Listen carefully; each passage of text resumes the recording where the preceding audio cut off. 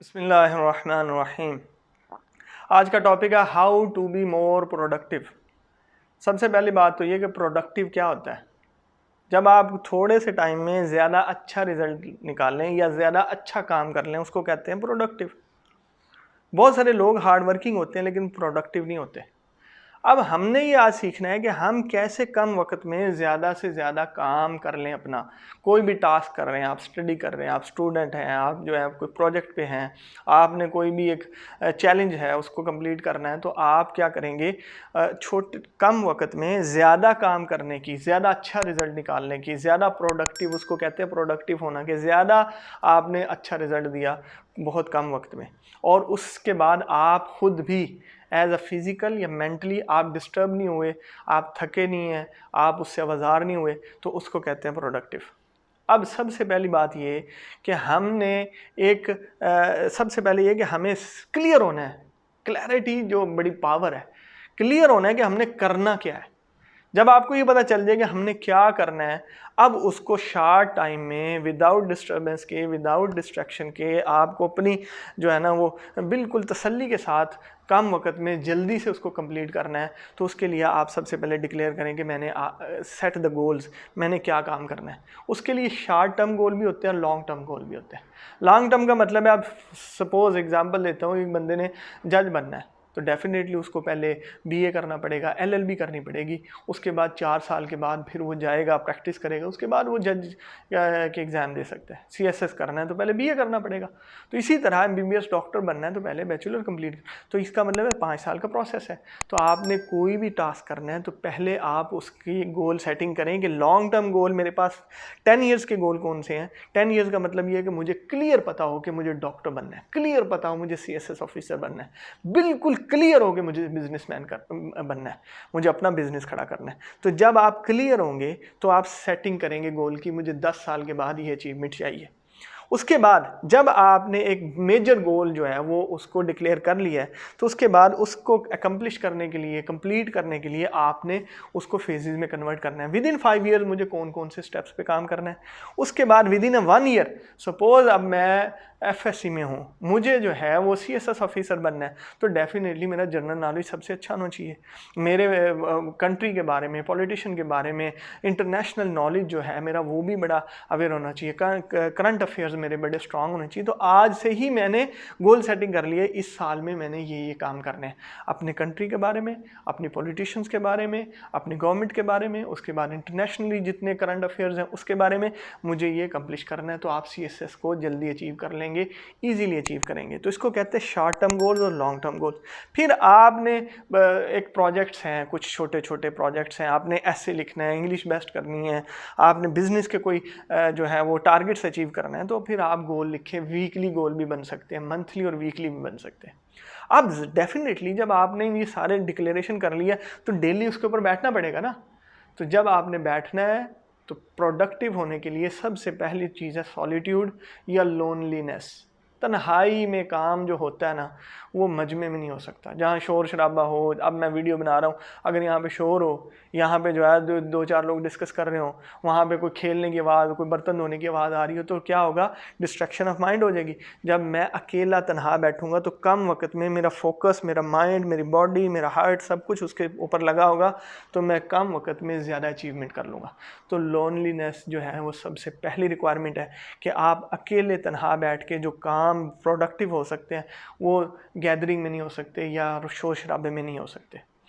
दूसरी बात क्या है कि आपने अपना जो इन्वायरमेंट बनाना है ना वो ऐसा बनाना है कि आपके पास चेयर हो, आपके पास उसके लिए जो है ना इन्वायरमेंट हो। मसलन ज़्यादा गर्मी नहीं है, आपने एसी लगाया हुआ है, आपको जो है वहाँ पे डिस्टर्बेंस ज़्यादा आना जाना लोगों का नहीं है, इन्वायरमेंट आपका, और सिटिंग पोजीशन आपकी बड़ी अच्छी होनी चाहिए। 99% लोग जो हैं वो बैठ के काम ज़्यादा करते हैं। सबसे ज़्यादा लेबर है या दूसरे लोग हैं जिन्होंने फील्ड में काम करना है वो अलग बात है, लेकिन बाकी जिन्होंने सबने करना है वो बैठ के काम करना है। सिटिंग पोजीशन अच्छी होनी चाहिए। हम अक्सर कुर्सी पे बैठते हैं तो यहाँ हमारे पेट के 2 हिस्से हो जाते हैं। सांस जो है ये पेट का हक है, हम यहीं से सांस, सीने से ही सांस ऊपर ले जाते हैं, सीने से ही अंदर ले जाते हैं, तो इस वजह से हमारी बीमारियां, हमारे लंग्स जल्दी ख़राब हो जाते हैं। तो सांस जो है डीप ब्रीथिंग, ये सांस जो है ये पेट में जाना चाहिए। इसके लिए क्या है, जब तक आप सिटिंग पोजीशन सही नहीं करेंगे, स्ट्रेट नहीं बैठेंगे, तो उस वक्त तक आप सांस नहीं ठीक लेंगे तो आप डिस्टर्ब ज़्यादा हो जाएंगे। सांस सही नहीं होगा तो डिस्टर्ब होगी, मेंटली डिस्टर्बेंस आएगी, तो आप अपना काम उसमें दिल नहीं लगेगा, आवाज़ारी होगी, काफ़ी पी लूँ, चाय पी लूँ और ये मैं काम कर लूँ, तो उस तरीके से काम नहीं होने वाला। तो आप अपनी सिटिंग पोजीशन ज़्यादा अच्छी रखेंगे और उसके लिए ब्रीथिंग आप अपनी अच्छी रखेंगे, फिर आप ज़्यादा प्रोडक्टिव होंगे। तीसरी चीज़ क्या है, अपने टूल्स ले लें as per your projects, as per your requirements. जो आप काम कर रहे हैं उससे रेलिवेंट टूल आपके पास होने चाहिए। अब मैं ये तो नहीं कह सकता कि जी पंचर लगाने वाले के पास कंप्यूटर होना चाहिए, नहीं, उसके अपने टूल हैं। इसी तरह जब आप कोई भी प्रोजेक्ट ले रहे हैं उस प्रोजेक्ट से रेलिवेंट टूल होने चाहिए। सपोज़ मैं एक मिसाल दे रहा हूँ कि मैंने आईटी का एक सॉफ्टवेयर बनाना है या मैं उसके ऊपर प्रोजेक्ट पे काम कर रहा हूँ कि मैंने गवर्नमेंट के ये टेंडर फिल करने हैं, तो डेफिनेटली मेरे पास गूगल के इंटरनेट होना चाहिए, मेरे पास कंप्यूटर होना चाहिए, मेरे पास नोट पैड होना चाहिए, मेरे पास पेंसिल कापी पेंसिल होना चाहिए वहीं पर मौजूद। फिर मेरे पास मोबाइल में अगर मैं कोई चीज़ रिकॉर्ड करना चाहूँ, मेरे पास रिकॉर्डिंग वाला भी होना चाहिए, क्योंकि जब आइडिया आता है, जब आप उसको कैप्चर नहीं करेंगे तो वो ज़ाया हो जाएगा। तो इसलिए आपने फ़ौरन उसको कैप्चर कर लेना है, चाहे मोबाइल में करें, चाहे कॉपीराइट पे करें। हेडलाइटर, वो हाइलाइटर जो आपके पास है वो होना चाहिए, ताकि आप जो स्टडी कर रहे हैं, जहाँ से आप टिप्स ले रहे हैं, प्रिंटर भी अगर हो तो वो डेफिनेटली बड़ा आपके लिए हेल्पफुल होगा। अब मैं जैसे जब भी मैं ये सारी चीज़ें रिकॉर्ड करने के लिए तैयार करता हूँ तो मैं प्रिंटर पे उसको निकालता हूँ, उस पर लिखता हूँ, फिर उसको शॉर्ट लिस्ट करता हूँ, फिर उनके अंदर से पॉइंट निकालता हूँ। तो डेफिनेटली जब मेरे पास सारे टूल होंगे तो मैं ज़्यादा प्रोडक्टिव होऊंगा। कम वक्त में कीमती चीज़ें मैंने इकट्ठी कर ली हैं, फिर मैं उसको अरेंज करूँगा और उसको डिलीवर करूँगा, तो बेस्ट, छोटे वक्त में, कम वक्त में बेस्ट रिज़ल्ट आएगा। अगली चीज़ हमारे पास ये है कि जब हम काम कर रहे होते हैं, मेंटली जितना इंसान काम करता है उतना जल्दी वो थक जाता है। अब उसकी बॉडी और उसकी जो हार्ट है वो सारी चीज़ें उसका साथ नहीं दे रही होती। जब बॉडी डिस्टर्ब होगी, ये दोनों चीज़ें अलग अलग तो हम कर नहीं सकते कि माइंड को अलग रख दें और बॉडी को अलग रख दें, दोनों इकट्ठी काम करती हैं। बॉडी डिस्टर्ब होगी तो माइंड डिस्टर्ब हो जाएगा, माइंड डिस्टर्ब हो गया तो बॉडी डिस्टर्ब हो जाएगी। तो इसलिए हमें ब्रेक टाइम लेना है। और ये रिसर्च है, ये क्विक जिम एक बहुत बड़े ऑथर भी हैं, उन्होंने बुक्स भी लिखी हैं, मोटिवेशनल स्पीकर भी हैं, उनकी एक बुक है लिमिटलेस, उसमें उन्होंने लिखा हुआ है कि आप जो हैं 40 मिनट्स तक मैक्सिमम आपका दिमाग सही काम करता है, पूरी उसके साथ आपको लर्निंग भी है, उसको फोर्स के साथ काम करता है।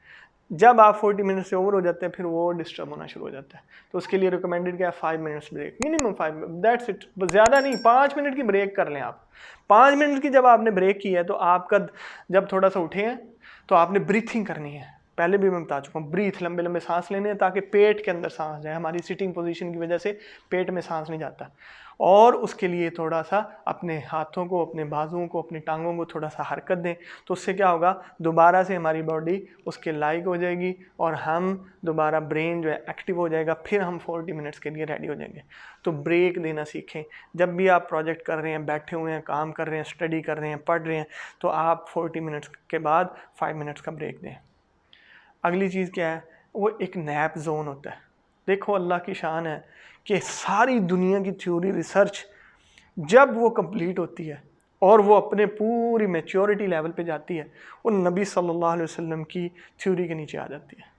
हमारे नबी सल्लल्लाहु अलैहि वसल्लम ने क्या फार्मूला दिया है कि दोपहर का खाना खा के थोड़ा सा आराम कर लो, बल्कि उसके लिए सवाब है। फरमाया ऐसे अजर मिलेगा, सवाब मिलेगा अगर वो सुन्नत समझ के करेगा कि उसको तहज्जुद पढ़ने का सवाब मिलता है। दोपहर के वक़्त खाना खाने के बाद थोड़ी देर, ये नहीं है घंटे 2-3 घंटे, नहीं, मैक्सिमम घंटा, नहीं तो पौना घंटा, आधा घंटा आप ब्रेक ज़रूर लें, रेस्ट करें, कैलुला करें। तो उससे क्या होगा, उससे कहते हैं कि आपकी एनर्जी दोबारा से बहाल हो जाएगी। आपने जो 8 घंटे सुबह से जाग के काम किया है, वो इस आधे पौने घंटे के बाद दोबारा एनर्जेटिक हो जाएंगे, दोबारा आपके अंदर फोर्स आ जाएगी, दोबारा आप एक्टिव हो जाएंगे, दोबारा दिमाग और बॉडी आपकी बिल्कुल तैयार हो जाएगी कि अगले काम करने के लिए। तो इसलिए हमारे नबी ने ये फार्मूला दिया था कि कैलुला कर लें। आज के रिसर्च आज के एक्सपर्ट्स ये कहते हैं कि अगर आप उसका नाम भी उन्होंने दे दिया nap zone, NAP, nap zone, जब आप वो काम करेंगे तो फिर आप ज़्यादा प्रोडक्टिव हो जाएंगे। दोबारा आप उस टाइम पर तो कहते हैं मीटिंग भी मत करो, उस टाइम जो मेजर डिसीजन है वो मत लें जब तक आप कैलूला ना कर लें। ये एक्सपर्ट्स कहते हैं कैलूला कर लिया फिर आप उठने के बाद आप डिसीजन लें, आप मीटिंग अटेंड करें, आप मीटिंग जो है अरेंज करें, आप जो है वो सारे काम आप कर सकते हैं। तो इसलिए आप भी नबी सल्लल्लाहु अलैहि वसल्लम के फार्मूले पर सुन्नत समझ के आप जो है कैलूला किया करें। उसके बाद आप दोबारा 4-5 घंटों के लिए आप दोबारा अलर्ट हो जाएंगे और एक्टिव हो जाएंगे और आप दोबारा से ज़्यादा प्रोडक्टिव होंगे। आप जो भी काम करेंगे उसका रिज़ल्ट इंशाल्लाह अच्छा आएगा। Thank you.